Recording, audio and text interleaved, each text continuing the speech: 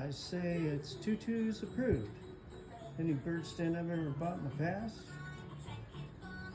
my boys would never get on it. First night, and they're on it. What do you think? You approve of the bird stand? You want to tell them what you think? Huh? Usually takes a month before they get used to any type of bird stand I brought home, until I started building these.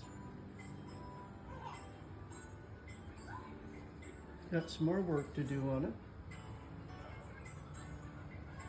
I'll make a play area. Use all these blocks and make some toys. What do you think? You having fun?